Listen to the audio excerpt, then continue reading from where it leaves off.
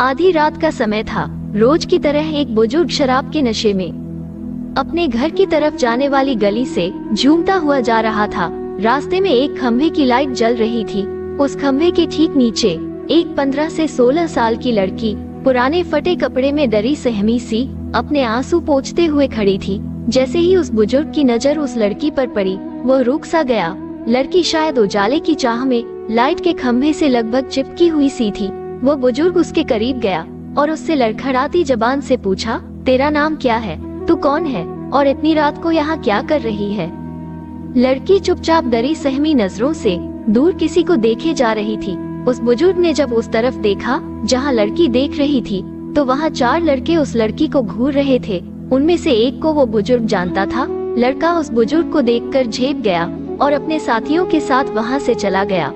लड़की उस शराब के नशे में बुजुर्ग से भी सशंकित थी, फिर भी उसने हिम्मत करके बताया, मेरा नाम उषा है, मैं अनाथ आश्रम से भाग आई हूँ। वो लोग मुझे आज रात के लिए कहीं भेजने वाले थे। दबी जुबान से बड़ी मुश्किल से वो कह पाई।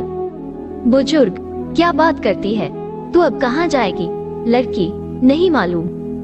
बुजुर्ग, मेरे घर चलेगी।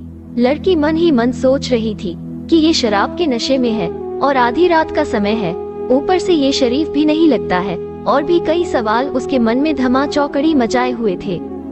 बुजुर्ग, अब आखिरी बार पूछता हूँ, मेरे घर चलोगी हमेशा के लिए? बदनसीबी को अपना मुकद्दर मान बैठी गहरे गुप्त अंधेरे से घबराई हुई सब कुछ भगवान के भरोसे छोड़कर लड़की ने दबी कुचली जुबान से कहा, जी हाँ। उस बुजुर्ग ने झट से लड़की का हाथ कसकर पकड़ा और तेज कदमों से लगभग उसे घसीटते हुए अपने घर की तरफ बढ़ चला। वो नशे में इतना धुत था कि अच्छे से चल भी नहीं पा रहा था। किसी तरह लड़खड़ाता हुआ अपने मिट्टी से बने कच्चे घर तक पहुंचा और कुंडी खटखटाई। थोड़ी ही देर में उसकी पत्नी ने दरवाजा खोला और पत्नी कुछ बोल पाती कि उससे पहले ही उस बुजुर्ग ने कहा, ये लो संभालो इसको, बेटी लेकर आया हूँ हमारे लिए। अब हम बांझ नहीं कहलाएंगे, आज से हम भी औलाद वाले हो गए। पत्नी की आंखों से खुशी के आंसू बहने लगे और उसने उस लड़की को अपने सीने से लगा लिया। आशा करती हूँ आपको ये कहानी पसंद आई होगी। अगर पसंद आई है तो एक लाइक कर दीजिएगा, अपने दोस्तों के साथ शेयर कीजिएगा और हाँ, रोजाना एक नई कहानी सुनने के लिए हमारे चैनल कहानी मेला को सब्सक्राइब करना मत भूलना। धन्यवाद।